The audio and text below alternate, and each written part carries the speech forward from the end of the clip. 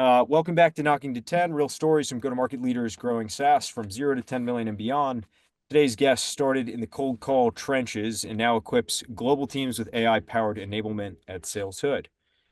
Brad had a front row seat to the evolution of sales enablement from phone banks to AI role plays. These days, he helps revenue teams scale what works and ditch what doesn't with the Sales Hood platform.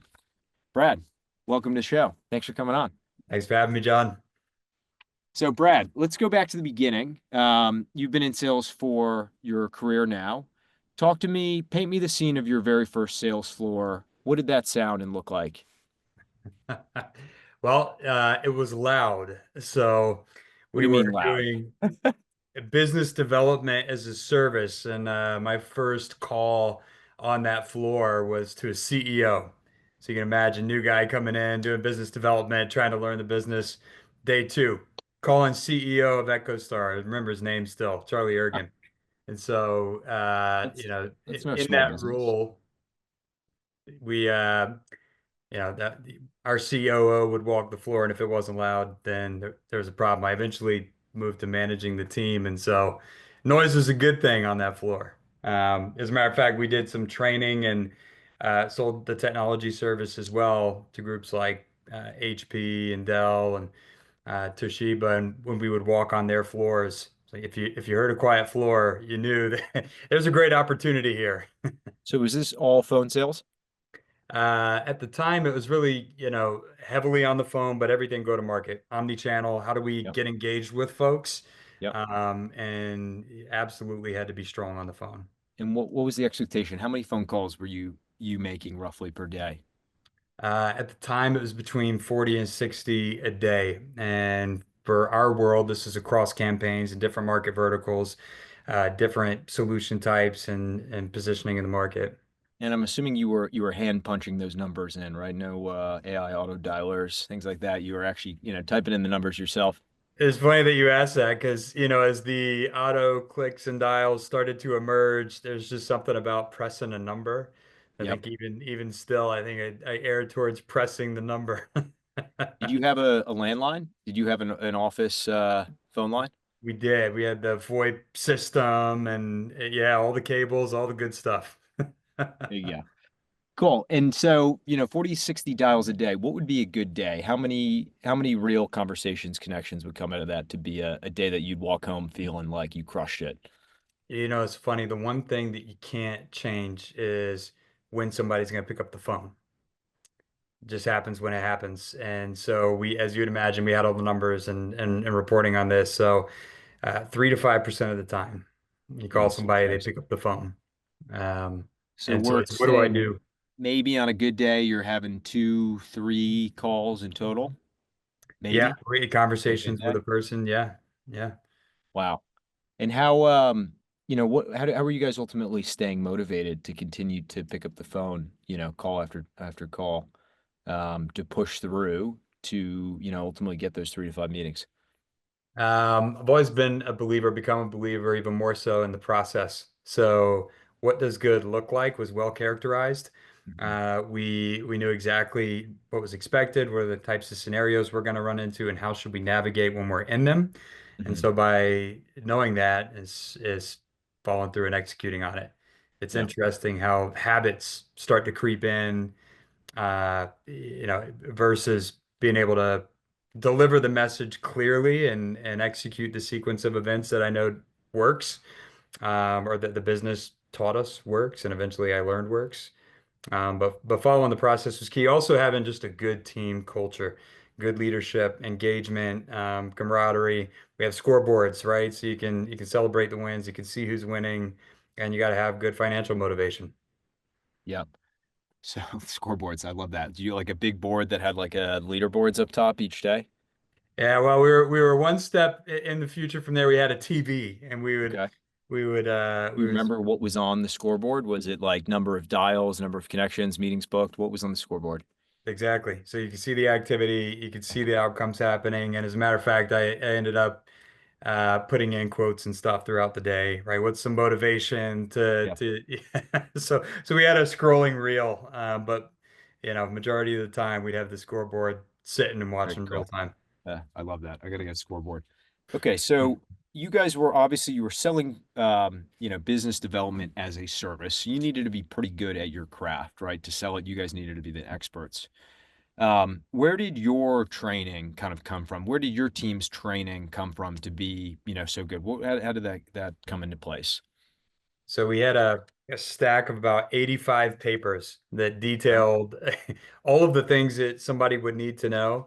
But the way we brought it to life was people. We had people doing the training, and we were doing role play scenarios, and we were grading and coaching each other. And it was very hands-on, experiential learning types of situations. Okay, so 85 papers. That sounds brutal, but it sounds I know like intimately because they asked me to rewrite it eventually. So maybe I got too intimate with it. but it sounds like okay, so you've been obviously focused on training, role play, enablement, like since the beginning, since the get-go. I think you were quoted as saying enablement is the power grid for the revenue team. What does that mean? Yeah, so if you don't have enablement, you don't have structure. And I think a lot of sellers like to have autonomy, like to be able to be creative. Those are good things. But creativity without structure is just chaos. You can't Okay. tell what's working, what's not, if you don't have a model of what we're expecting across the team. And enablement instills that modeling of what does Yeah. good execution look like. And how soon is too soon for enablement? Is that even a thing? Is that possible to be too early? No, you have to have it. You have to have it from the beginning. It's just a different form that it Yeah. takes. Many times in smaller business, when you're still figuring out problem market fit, even before Mhm. product market fit, it's you have people and you have a small enough team where you're close enough together and you're learning together and it works. But as Mhm. soon as you start to hit growth, even Yeah. small amount of scale, where you're moving Yeah. from up to 20 sellers, up to 50 sellers, you need to start to systemize it, or it becomes very difficult to replicate the things that are working and identify the things that aren't. Yeah. So I've seen oftentimes when a company is maybe at, I don't know, call it a few hundred 200 employees, something on those lines, 200 to 300. Enablement is often one or two people who are kind of tasked with everything across success, sales, you name it. And it's usually one guy or gal that is kind of tasked with training and getting everybody up to speed and somehow communicating everything from product to sales. And oftentimes it seems like a bit of a disaster. But what would good enablement look like a little bit earlier on? Is this something that typically would be owned by like a sales manager? Do you actually recommend that a company thinks about having a full-time person? What would like a good enablement culture look like if say you were scaling up from you had a small five-person sales team and you were going to work towards maybe 50 sellers? What are kind of those step changes that you think are best practices when it comes to either personnel or investment and tooling that takes you from, we were founder led to we're scaling and we're going to scale our enablement with us? Yeah, it's a great question. And it's, when it's really early, it has to be the manager. Okay. And the manager has to own it until you're able to invest in a person, and you need to invest in a good person for enablement first. Everything kind of linchpins Yeah. on that, right? And so you have kind of two categories in how I think about enablement. They've kind of merged. Yeah. You have revenue operations, Okay. where the systems, visibilities, all the things that we need to keep the engine running. And then you have enablement, the doer. So how do I do training, messaging, positioning, getting content to people when and where they need it? Hmm. And you really need to be able to pair those. So early on, there's the few and far between that can pair the strategy Yeah. to the doing well. And I'd say if you had to make a choice, choose somebody who can do the execution well. They can do the work, and Yeah. they need support on the strategy. And that's where executive involvement in the program is critical. Okay. And so in the beginning, lean on the founder, lean on the sales manager, or the, experienced leadership team that is there. And then as you grow, slowly start to delegate that and build that team out. If you I'd say a had, good yeah, delineation mark, John, would be, once if you're at 10 reps and more, yeah, you really need to be investing in enablement. okay, okay. And then I know it's tough to tell. It's probably business to business, but say you're now expanding beyond that, you now have a account executive function, maybe you have like an SDR, BDR function, and then like a CS function. Does there get to a size where you think you need to offer kind of specialization in enablement, Eventually, start to split up the roles? for sure, as you start to get into, I would look at team buckets, and if you have 30, 50 or more Yeah. in a role bucket, should be looking at having a dedicated personnel to have bespoke enablement for their needs. Okay. And you, I mean, obviously you've seen this a lot with sales. So do you guys work with, some best in class enterprise sales teams, a number of public companies, and folks that have, sizable sales teams? So speaking from good experience here. Okay. So let's jump into your experience right now with SalesHood. Not only is it here for enablement, but it seems like you guys have developed an AI practice for coaching. Tell me a little bit about that. Yeah, so our CEO Eli came from the early days of Okay. Salesforce.com. He was reporting to Mark Benioff in the early 2000s, and they scaled the businesses during the period. They were about 300 million. That he started in the role of overseeing sales productivity, they called it at Hmm. the time. Yep. Enablement wasn't really a word, at least not characterized as it is now. And they scaled it from 300 million to over 3 billion in revenue. He had about 100 people reporting to him, doing all the things that are necessary for good, healthy enablement. And so that Yep. was the time where he realized, gosh, there's got to be a more efficient and effective way to deliver enablement. And that was the Yep. inception of SalesHood just over 12 years ago. And so, training culture, getting folks aligned on message, how do we position the product? How do we understand the customer, do good discovery, and then be able to map to our solutions was always a cornerstone from the beginning. The technology's just gotten much better at how we can continue to deliver it now. We've also added a lot of content capabilities. So when we see, especially larger organizations, there's lots of content on product, on personas, on industries, and it becomes very quickly inaccessible. Where can I find what I need? We Yep. don't want reps to go look for it, and they end up just using what they already have on hand. Right. The two, three Um, assets that they've been using forever. Sure. right, right. So in both categories, we've been using AI to really bring training and coaching to life, as well as instead of having to go find the content, can Hmm. ask a question, get an answer in context of my content, and also point me to the root sources of where it's coming from. So we're helping sellers in the flow of their work instead of having to step out, do the thing that they're probably not going to do. Yep. Very cool. So in my past experience, the way that we did this was we would have a Notion folder, and then within that Notion folder there would be subfolders that would either be on product line, geographic territory, etc. And this is something that we largely would delegate to a product marketing manager to Right. sort of go in and fill in those assets. And then if we were lucky, if the resources were there, we'd then bring in sort of an enablement person to try to tease out those assets based on the product or market or SKU or whatever it may be. But to your point, these were just kind of assets that were buried in a folder. And most likely, myself as an experience as a manager, I would see reps essentially just putting that same PDF in pretty much every single one of their follow-up emails. That's right. Because the time and effort it would take to go out and dig up those assets and tweak them or tune them or whatever it might be, would just be prohibitive, particularly for reps that were, transactional or high volume in nature. Do your capabilities, do they actually help update the content, or is it more about finding the assets and existing kind of marketing approved content already and tailoring it to the individual or the business? Yeah, so think about, typical places where content lives, where the product marketing people put it, like a Yeah. box or a Google Drive, right? And so Hmm. we just connect to that wherever the content owners are housing it, and then we bring it to life and engaging experiences. So we think about in a new product release example, we'd have a page, and it has all the information on that product. It also has an AI coach that's set Yeah. up that I can simulate a customer interaction, Hmm. run through my product positioning, get feedback on what I did well and what I didn't do well, and Yeah. then I can go sell. And so we can serve that up, that page experience with content assets, either directly in CRM or even Yeah. in something like a Slack where I may want to ask a question. And instead of coming to John, the enablement manager, for where's that Yeah. piece of content, our AI assistant is Yeah. integrated in Slack and it has access to all the content. So it give a generative answer but also point them to the content or the Yeah. coaching experience. So we bring it to the reps' fingertips.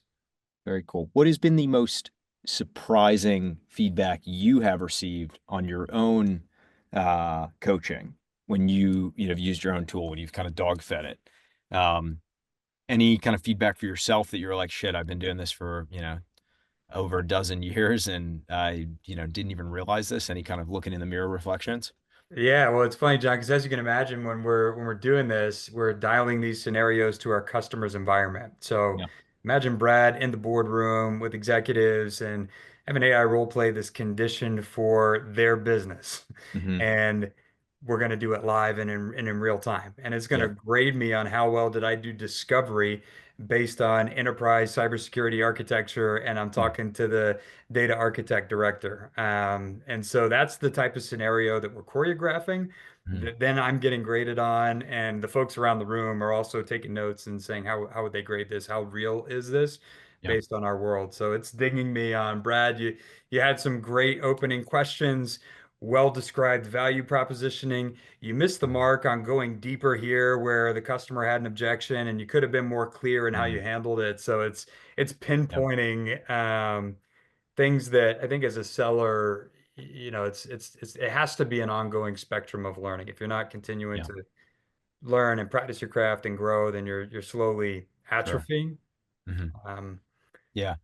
How do you kind of find the balance of like, I would say almost doing this exercise where you're really checking the boxes, being methodical, did we ask these questions? Did we uncover, these topics that are kind of critical to our sales methodology versus balancing that with maybe authenticity of, maybe John is a great storyteller, big personality, or Brad's very quiet or whatever. But how do you kind of balance authenticity of kind of each individual and them kind of how what is the best version of John that shows up with, being kind of like what is the best salesperson, if we, invented them in a box? And how do you help balance that from like a rep to rep perspective, given I'm sure your sales team is filled with many different types of people and personalities. I love that. And there's so a technology way, and then I Yeah. think as a rep way that I'll describe. So technology, we have tone, pace. It's all being tracked on how we're speaking, so we get a measurement on Yeah. it. You're coming across dull. Okay. It sounds like you're checking the boxes, right? And then as it Does it comes hurt to a your feelings? methodology, we'll say again. Does it hurt your feelings? Is it harsh? Sometimes it does, and then you're like, you know what, they're right. And at least for me, because I'm Yeah. a do it till you're perfect kind Sure. of person. But Yeah. it's I say it's not harsh, but when you Yeah. don't get it right, you want to get graded well, right? And Sure. so when it comes to a methodology, like an example of a qualification framework, MedPick, Yeah. we help customers deploy it, we use it. If I'm describing a deal review scenario, I can Yeah. get AI coaching on it, and it'll tell me based on 1 through 4 on M metrics, where am I at? Yeah. And we'll get a grade and a score. And so that's kind of how the technology is designed. Back to how, as a rep, what's most meaningful for me. I Yep. used to do this with a mirror. I would be driving in a car, Sure. looking at the rear view mirror. There's something about saying it out loud, Yep. right? It's one thing to know it in your head and another to be able to say it and have conversational competency. So I would practice with a mirror and just seeing how you look when you say something makes a Hmm. big difference. But now when we're doing it in technology, I can not only see how I looked when I presented it, I can hear what I said when I presented it, and then I get my grading, and then I'm usually my worst critic. So I'm going to practice a few times before I say, okay, I've got it right. And that practice and repetition is key. Yeah. So it's almost as if each rep has their own personalized coach, who is trained in best practices of the company and can be there to provide that kind of feedback for each meeting, each preparation, et cetera. So it's almost as if you can clone yourself and I guess provide that and kind of like a 24/7 opportunity. That's How exactly how right. how often are reps for some of your customers kind of, I guess, submitting or kind of, using this? How frequently? Yeah, so one of our enterprise customers just had a new product released last month, and they had over 11,000 AI role plays where Wow. managers were talking about, saving 5+ hours a week just from not having to go through Yeah. and do the initial review of all this, right? So they get the readout and then they can come in and do targeted, further coaching. But so it's become kind of a hockey stick in terms of use of Mhm. delivering videos. We've always been peer to peer, even Yep. before AI was a thing. It's can I see how my peers are Yep. delivering? Can we have interactive coaching and technology? But Yep. now we have a one Yeah. that can talk back to us. Yeah. So I'm curious. So you have, okay, so you have this phenomenal technology that can give really great assessments, good feedback to reps, how they can get better, how they can level up, how they can learn about new products, so they can pitch better, et cetera. How do you how are you driving successful adoption of this? Say you were a sales manager and you hire, a tool like this for your team. What's the difference between teams that adopt this culture and embrace it and obviously get the reap the rewards from it versus those that may be, less willing or interested in doing so? What are you seeing as kind of the differences between those that really adopt this and lean all in, and those that do not? The biggest difference when we're talking about the coaching and training use case is leaders that lead from the front. Hmm. So when you have a leader that's going to come in and be the first to engage or deliver an overview of why it's important, and you have managers that are going to come in and do the work Yep. with the rep, they'll do the exercises, and make this a part of their kickoff experience Yep. and make this a part of their, it's an important program for the Mhm. business from the top, and that's where Yep. we start to see the bottom up start to take effect because then reps want to Yeah. be the top on the leaderboards, right? Have you gotten any CEOs to go through and take it in front of their teams yet? That's a good question.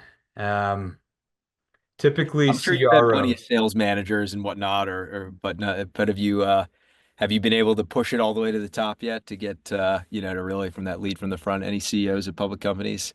Uh, Typically the CEO is the 2-minute highlight on yep, this is critical for the business. Here's yep, why we're doing it, and a little bit of market awareness. yep, And then the CRO, sure, which these are large business organizations where sometimes you have ivory towers, and yep, the best kinds of programs are where we have a yeah, CRO that's getting in and doing it and showing the team. And so yep. we had a few of those even on stage, which has been pretty powerful experience. Very cool. Okay. So sounds like, from you from the very beginning, it's all about placing an emphasis on practice, on training, and constantly getting better. It seems like throughout the organizations you've been a part of, investing in enablement and really making sure that reps have the right assets, the right training, and the right program has made all the difference. And it seems really cool that now you're actually bringing this same type of culture and skill set that you've been fortunate to have throughout your career, and you're kind of empowering other companies to take advantage of this through technology. So it seems like you've had a bit of a full circle career here, where a lot of the things that you were part of in the early days, you're now helping bring to other orgs. Um, let's jump into a couple of the kind of rapid fire questions here, and then I'll let you run. But I'm curious, thinking back, a couple of the different roles you've been through, any advice that has stuck with you from one company to the next when you think about yourself as a seller? Hmm. I'd say the first one that comes to mind is to be the first in and the last out. It's Hmm. show up, do the work, Yep. and do it well kind of a mindset. So I think that's really material, in my current roles Yep. today and when I'm working with customers today, when you Sure. think about new product release or we have a new change in leadership, Yep. and it's easy for a top rep to say, I'm just going to do what I'm going to do because I'm going to hit the number and it's Yep. all that matters, right? And while it can work, I think it's a short view mindset. Sure. And I always want to be the one to embrace the change, Mhm. also to speak up and truth of what have I seen this work? I'm going to communicate that up. There's a book I read a long time ago, John Maxwell, 360-degree leadership. I want to be the Mhm. example to the people beside me. I want to put in work to help lift people up that are trying to come up, and roles below. And then for the ones that are above, I want to speak with authenticity about what Yep. I think makes the most material impact for our business. Yeah. And there's the alarm going off in the background. Uh, but what makes the most material impact for the business? But at the end of the day, when a Sure. decision is made, then I'm a, I'm a toe the line. I'm a lean in, and I'm a lead from the front. Yeah. That's great feedback. Um, I'm curious on the flip side, any good blooper highlight reels when you look back, you've had a long career in sales. Anything you look back and on as like, oh shoot, I can't believe I did that one time. I think everybody has these war stories, but most people are too embarrassed to admit. Uh, Oh, yeah, gosh. Well, I thought the first thing that came to mind, I was thinking about leadership, a manager kind of mindset where I still remember the manager and what he looked like to the day that was, he was going into a big presentation and he said, there's what you show and then there's what really happens. I'm like, man, I couldn't disagree more to that. It's, if something's not going well, I'm gonna take it on the chin. I wanna, have a discussion about it. This sure. is this is why it was, and that's the only way we learn from it. That's the only way the business grows in it. So if we're not at a place we want to be, Yeah. we need to be open about it. So Yeah. I've always been that way, and I've seen the best leaders operate that way. Yeah. I guess for me, so I got it's just a funny story. I was in Buenos Aires doing a cold call example to a CEO of a company that was in Mexico. Okay. And yo hablo poquito español, pero muy mal. Most of the time, I'm not good. Uh, so I called him. He was in Spanish. And he's like, "Could you just switch to English?" Yeah. And we're in front of 30 people, and we That's all right. Well, hey, booked you led booked from the the meeting. front, right? You gave it your best shot. That's right. Well, and we booked the meeting, so it worked out. But that Okay, was well, was a good at laugh. least you gave it your best foot forward. All right, well, on that topic, cold calling in 2025, are you buying or selling? Cold calling, you have to. I think it's changed. I don't think it's the primary anymore, but Yeah. it's meaningful. Yeah. How about video prospecting? Are you sending videos to prospects, customers, things like that? Video first, no. And the Okay. reason is a lot of times you get caught in spam with even links, but videos for sure. Yep. Video throughout the sales cycle, absolutely. Video for introduction to additional stakeholders, absolutely. So in our client sites, that's Yep. part of how we can send a message. But I think it's personal touches are key as Yep. we're reaching out Yeah. to the So a market. lot about SalesHood is using AI to make sellers better and, more human, but better at their jobs functionally. AI for outbound, AI SDRs, anything under that nature? Are you guys using any of it, thinking about it, exploring it? AI SDRs, which has been a buzz in the market. I'm Yep. I'm not buying. Uh, I think augmenting rep workflows Yep. all day. Yes. And so what one rep may have been able to do very well now, you could probably do what, five to maybe even 10. So Yep. you're seeing a capacity improvement. The challenge is, can I still have it personalized? And if we're fully automating, we're losing a lot of qualitative value, and you're not going to see the same results. Cool. Amazing. Well, Brad, thanks for your time today. Where can folks follow your work, learn more about SalesHood? Yeah, check me out on LinkedIn. Eli is a thought leader in enablement, so you'll see Yep. regularly hosting, webinars and sessions that we post on our website, saleshood.com. So check us out. Don't hesitate to reach out. And John, it's exciting to see what you're doing at Knock too. So meaningful place in the market, and I appreciate you having me on. Awesome. Thanks, Brad. That's a wrap for Knocking to 10.